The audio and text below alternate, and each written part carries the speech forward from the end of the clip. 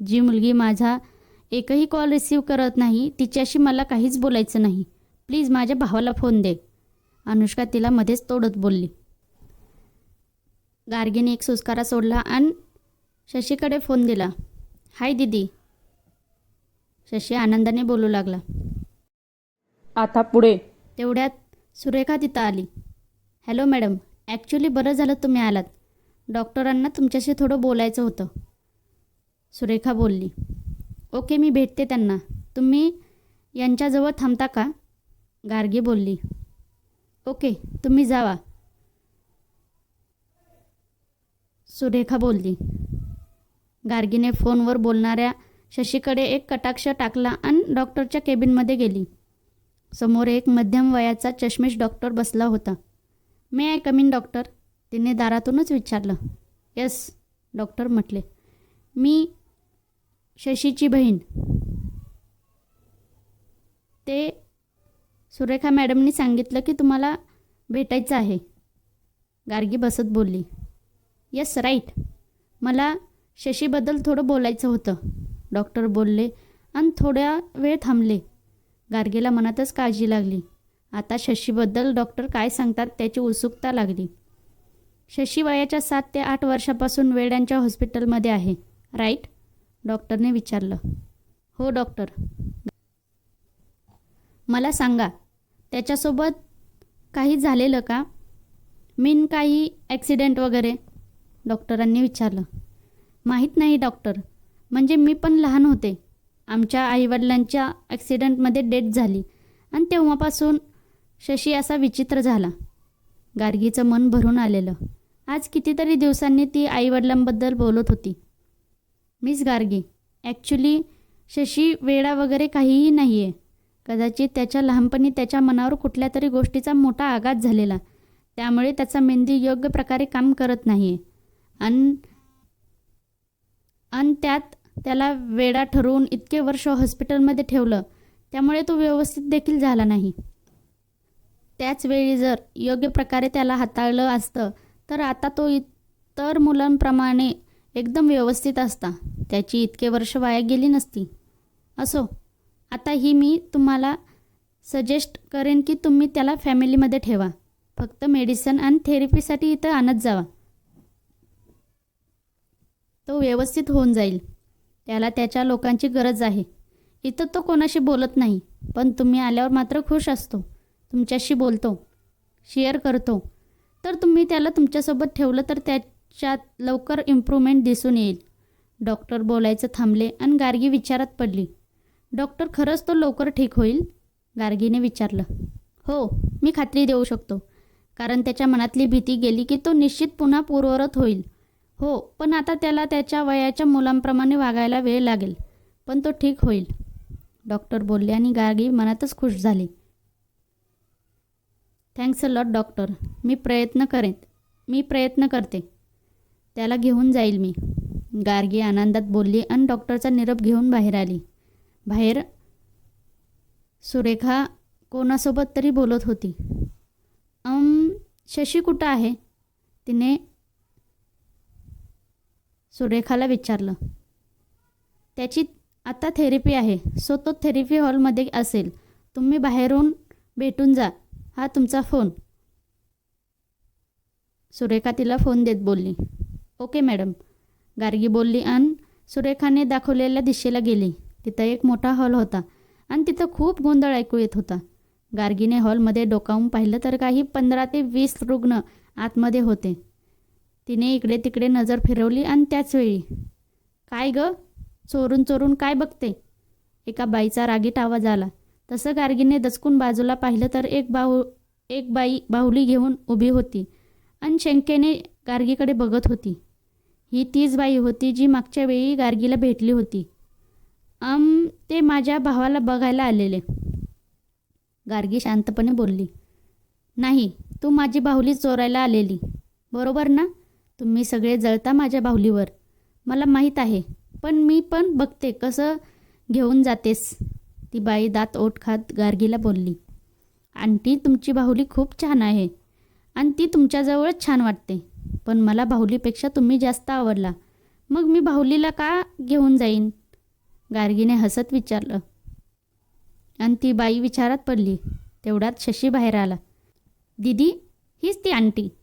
शशीने त्या बाईकडे इशारा करत बोलला. हीच का ती? काय घेऊन आली मग? मला दाखव.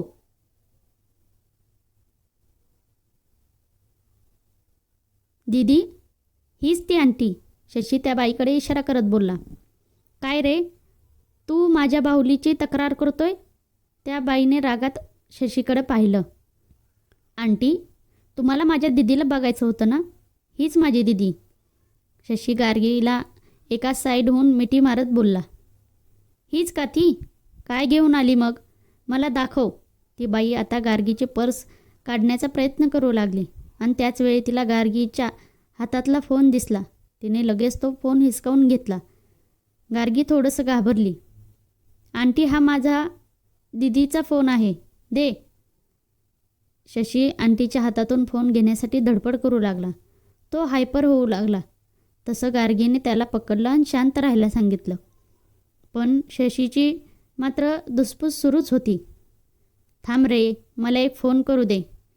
ती बाई दाताने ओठ चावत बोलली आणि फोनकडे एकटक बघून काहीतरी डाईल करू लागली. अहो रेवती.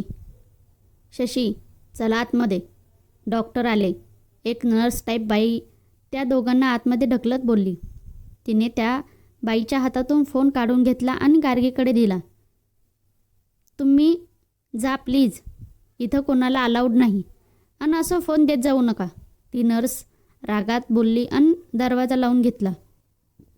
गार्गीने एक दीर्घ श्वास घेतला आणि फोनकडे पाहिलं. 9 नंबर डायल केले होते.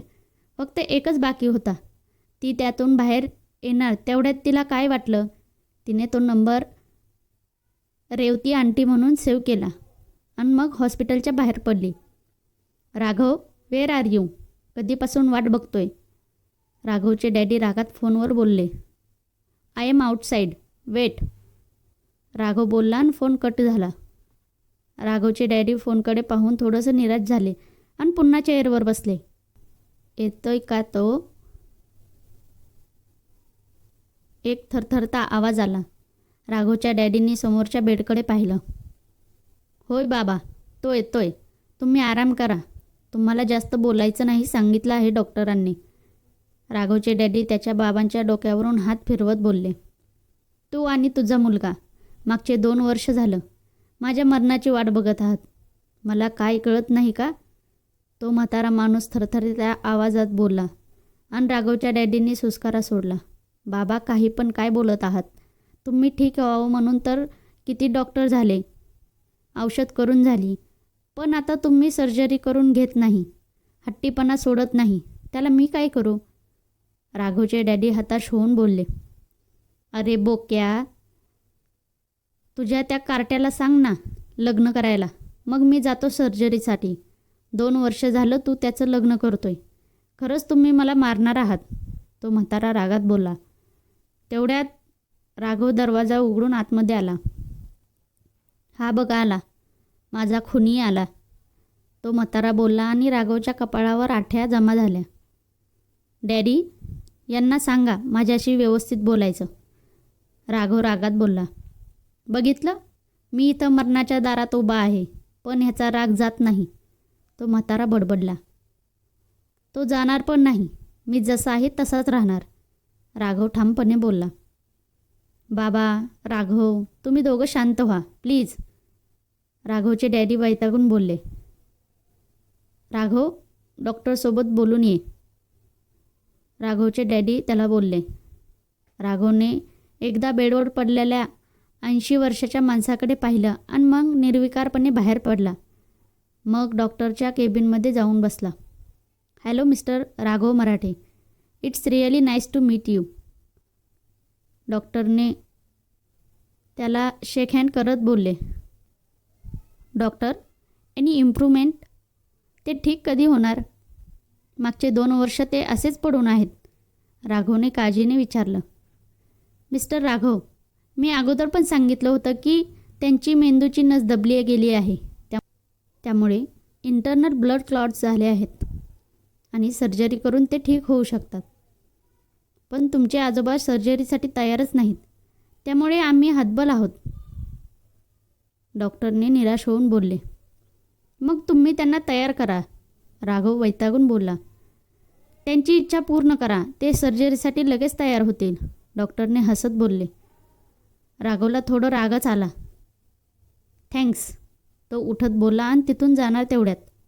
मिस्टर राघव, डॉक्टरांनी आवाज दिला. राघवने पुन्हा फिरून त्यांच्याकडे पाहिलं. त्यांच्याकडे वेळ कमी आहे. पुढच्या 3 महिन्यात जर त्यांची सर्जरी झाली नाही तर, डॉक्टर सिरियस होत बोलले आणि नकळत राघवचे हृदय घाबरून गेलं. तुम्हाला समजतंय ना मला काय बोलायचं आहे, डॉक्टर म्हटले. येस डॉक्टर, राघव बोलला आणि बाहेर पडला. बाहेर त्याचे डॅडी अगोदरच त्याची वाट बघत होते. तुझं बोलणं झालं का, डॅडींनी विचारलं. येस, राघव बोलला. राघव प्लीज त्यांच्यासाठी लग्न कर, प्लीज माझ्या बाबांना वाचव, डॅडी इमोशनल होत बोलले. डॅडी त्यांना हट्ट सोडायला सांगा, काय गरज आहे असले फालतू हट्ट करण्याचा. हे माझी लाईफ आहे आणि मी माझ्या पद्धतीने जगणार, राघव रागात बाजूच्या भिंतीवर हात आपटत बोलला. आय नो बेटा, पण त्यांना पण वाटतं की त्यांच्या डोळ्यासमोर तुझं लग्न व्हावं, या घराला वारस मिळावा. पण तू आहेस की लग्नच करणार नाहीस, असंच कायम बोलतो. त्यांना काळजी वाटते तुझी, म्हणून ते जीवावर बेतून हट्ट करत आहेत. प्लीज तू लग्न कर ना, डॅडी त्याला समजावत बोलले.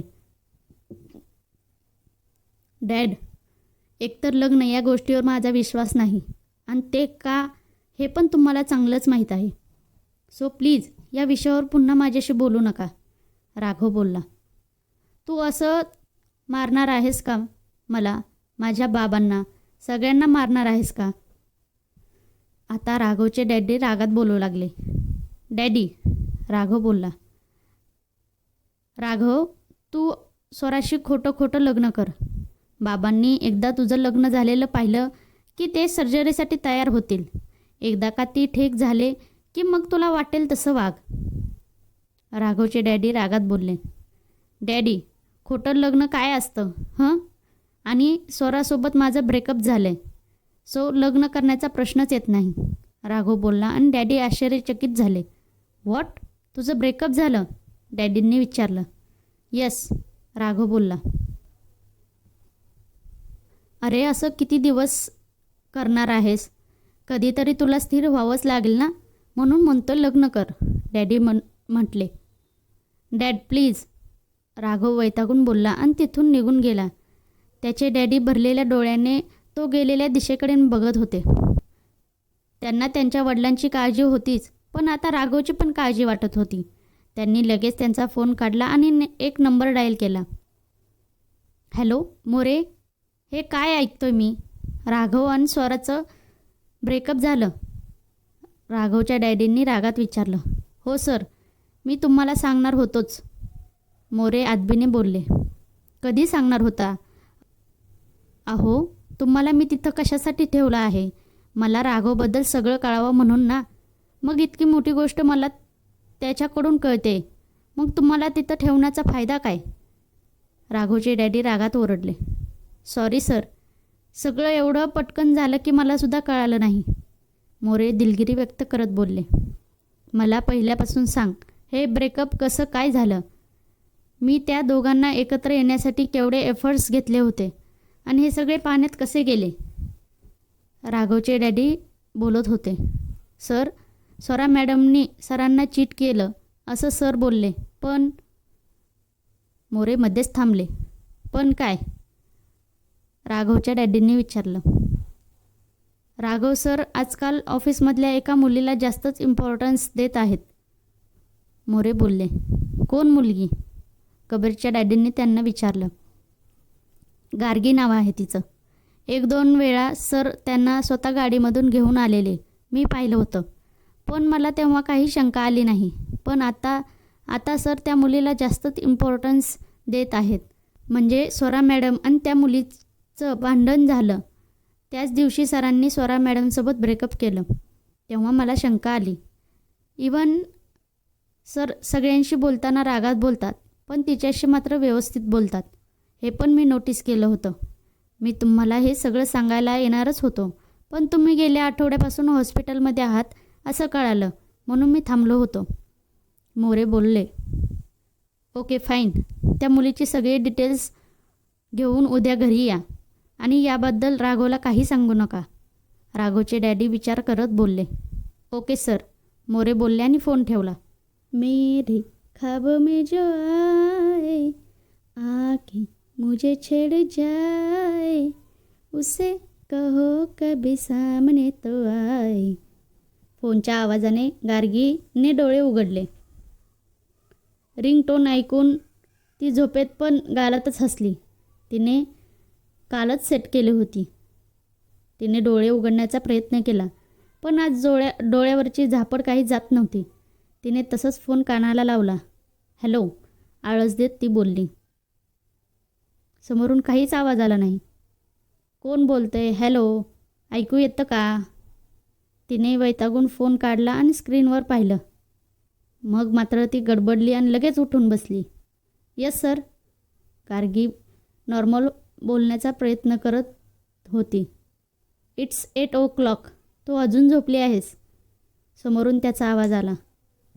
याला काय करायचं आहे? मी कितीही वेळ झोपेन. राक्षस कुठला, मला झोपू पण देत नाही. गार्गीच्या चेहऱ्यावर नाराजीचे भाव उमटले. ते आज रविवार होता सो. गार्गीने पुढे आलेले केस व्यवस्थित केले. ओके, आज फ्री आहेस? त्याने विचारलं. हो का? गार्गीने गोंधळून त्याला विचारलं. आज माझा मूड झाला आहे काहीतरी स्पेशल खाण्याचा, आणि कोणी कंपनी देण्यासाठी नाही. So come fast. तो बोलला आणि ती जास्तच गोंधळली. सर, गार्गीने म्हटली. I am waiting outside. Come fast. तो बोलला आणि फोन कट झाला. पण सर, गार्गीला पुढे काही बोलताच आलं नाही. सनकी सायको, काय समजतो हा स्वतःला? पाहिजे तेव्हा बोलवतो. मी काय त्याच्यासाठी रिकामटेकडी बसली आहे का? माझ्याकडे खूप कामं आहेत. आठवड्याभरची कपडे धुवायचे आहेत, रूम साफ करायचे आहे, फरशी पुसायची आहे. मी नाही जाणार. जा तू एकटाच. म्हणे कंपनी हवी आहे. आता आला फोन की सांगेन. जा तू तुझं. गार्गीने रागात फोन बेडवर टाकला आणि वॉशरूममध्ये आवरायला निघून गेली. तिचं आवरल्यावर ती बाहेर आली आणि केस विंचरू लागली. त्याचवेळी पुन्हा फोन वाजला. तिने पटकन फोन घेतला. स्क्रीनवर पुन्हा नाव झळकत होतं. राघव सर. तिने गडबडीने फोन रिसीव केला. Yes sir. गार्गी एखाद्या ऑफिसरला सॅल्यूट ठोकावा तशी बोलली. 5 minutes. Come fast. त्याचा आवाज आला. Okay sir, I am coming. Gargi घाबरून बोलली आणि फोन ठेवून दिला. तिने लगेच केस तसेच बांधले आणि वॉशरूममध्ये जाऊन ड्रेस चेंज करून आली. मग मेकअप न करताच बाहेर पडली. शिट, का आपण याला राग देत असतो? माहीत आहे हा जळका पापड आहे आणि तरी पण याच्याशी पंगा घेत असतो. गार्गी थोडं नाराजीनेच खाली बघून पायऱ्या पटपट उतरतच होती की त्याचवेळी ती अचानक थबकली. कोणीतरी समोर उभं होतं. ती मान वर न करताच दुसऱ्या बाजूला झाली आणि उतरणार तोच समोरची व्यक्ती त्या बाजूला झाली. तिने चमकून वरती पाहिलं आणि ती नक्षीखान हादरली, कारण समोर रमेश उभा होता. किळसवाण्या नजरेने तिला बघत उभा होता. तिला मागे वळून पळत रूममध्ये जावंसं वाटलं, पण आता त्याला तिची रूम पण माहिती झाली होती, म्हणून आता तो वरचेवर तिच्या बिल्डिंगमध्ये फेऱ्या घालत होता. Side please. ती रागात दुसरीकडे बघत बोलली. एवढी काय घाई आहे? आज तर सुट्टीच असेल ना? मग कुठे चालली सकाळी सकाळी? रमेशने तिच्यावर नजर रोखून विचारलं. तुम्हाला काय करायचं आहे? मी कुठेही जाईन. गार्गी रागात बोलली आणि दुसऱ्या बाजूने जाण्याचा प्रयत्न करू लागली, पण त्याने नेमका हात तिच्या बाजूच्या पकडला. गार्गीला खूप राग येत होता आणि भीती पण वाटत होती. आज पण तो तमाशा करेल याची. अजून फक्त काही दिवस, मग बघ मी काय करतो ते. रमेश तिच्याकडे बघत क्रूरपणे बोलला. गार्गीने घाबरून एक आवंडा गिळला. त्याने दंडावरून हात काढला आणि तिच्या कमरेला लावणार तोच ती मागे सरकली. तो आणखी पुढे आला आणि त्याच वेळी गार्गी, मागून एक आवाज आला. तसं गार्गीने लगेच मान वर करून पाहिलं. समोर राघव उभा होता. कम फास्ट, तो बोलला. गार्गीने रमेशकडे पाहिलं. तो रागात तिला क्रॉस करून पटपट वरती निघून गेला होता. गार्गीने सुटकेचा निश्वास सोडला आणि पळतच राघव समोर येऊन उभी राहिली. लास्ट हाफ ॲन आवर्स झालं मी वेट करतोय आणि तू इथं दुसऱ्या कोणाशी बोलण्यात बिझी आहेस. How you can do this? राघवने रागात विचारलं. Sir, sorry sir. गार्गीने केस मागे घेत दिलगिरी व्यक्त करू लागली. ओके, लेट्स गो, तो बोलला आणि त्याच्या गाडीकडे गेला. ती पण लगेच त्याच्या गाडीकडे गेली. थँक गॉड आज राघव इथं आला म्हणून रमेश गेला, नाहीतर लास्ट टाईमसारखं आज पण नक्कीच त्याने काहीतरी तमाशा केला असता. कदाचित राघव जास्त पॉवरफुल असेल त्याच्या सो कॉल्ड MLAपेक्षा, म्हणून घाबरत असेल. गार्गीने मनातच राघवचे धन्यवाद मानले. पण आता मला लवकरात लवकर ही रूम सोडली पाहिजे. त्याला इथली सगळी माहिती झाली आहे. मला काहीतरी करायला हवं. गार्गी कपाळावरचा घाम पुसत विचार करत होती. ती कधी गाडीत बसली तिला पण कळलं नाही. सीट बेल्ट, त्याच्या आवाजाने ती भानावर आली आणि गडबडीने सीट बेल्ट लावू लागली. पण घाबरल्यामुळे तिचे हात व्यवस्थित काम करत नव्हते. 1 मिनिट, त्याचा आवाज आला. तसं तिने त्याच्याकडे पाहायला आणि तो तिच्याकडे झुकायला एकच वेळ झाली आणि क्षणभर दोघांचे चेहरे एकदम जवळ आले. इतके की त्याचे आणि तिचे श्वास एकमेकात गुंफले. तिने लगेच गडबडून नजर खाली घेतली आणि डोके मागे सीटला टेकवलं. त्या एका क्षणाने तिचं सर्वांग शहारून गेलं. श्वास जड झाले होते आणि आताही तो थोडा पुढे झुकून तिची सीटबेल्ट लावत होता. पण तिची मात्र त्याच्याकडे पाहायची हिंमत होत नव्हती. उगीच गालावर लाली चढल्यासारखी वाटत होती. What happened? Why are you scared? राघवच्या आवाजाने तिने दचकून त्याच्याकडे पाहिलं. तो आता सीटबेल्ट लावताना तिच्याकडे बघत होता. त्याच्याशी इतक्या जवळ नजरानजर होताच तिला तिच्या काळजाचा ठोका चुकल्यासारखं वाटलं. तिने लगेच तिची नजर पुन्हा खाली केली. ते काही नाही. गार्गी खालीच बघत पण नॉर्मल होण्याचा प्रयत्न करत बोलली. राघव तिच्यापासून दूर झाला आणि पुन्हा ड्रायव्हिंग सीटवर बसला. तिने दाबून धरलेला श्वास सोडला. Who was he? कोणी बिल्डिंगमधून आहे का? राघवने समोर बघत विचारलं आणि गार्गीने मनातच डोक्याला हात लावला. किती प्रश्न पडतात याला. पण आता काय सांगू याला? खरं सांगू का? पण सांगून काय फायदा? माझे प्रॉब्लेम हे माझेच आहेत. त्यात हा काय करणार? गार्गी मनातच विचार करू लागली. माहीत नाही. ॲड्रेस विचारत होता. गार्गी खिडकीतून बाहेर बघत बोलली. त्याच्या नजरेत बघून खोटं बोलणं तिच्यासाठी शक्य नव्हतं असं तिला मनातच वाटलं. पण का शक्य नाही हे मात्र तिला कळलं नव्हतं. मग मात्र राघवने काहीच विचारलं नाही. थोड्याच वेळात त्यांची गाडी एका आलिशान हॉटेलसमोर येऊन थांबली. प्लीज सबस्क्राईब करत जावा आणि जास्तीत जास्त शेअर करत जावा. ही स्टोरी म्हणजे सर्वांपर्यंत कथा पोहोचेल. भेटू उद्याच्या भागात. आजची कथा कशी वाटली ती कमेंट करायला विसरू नका. धन्यवाद.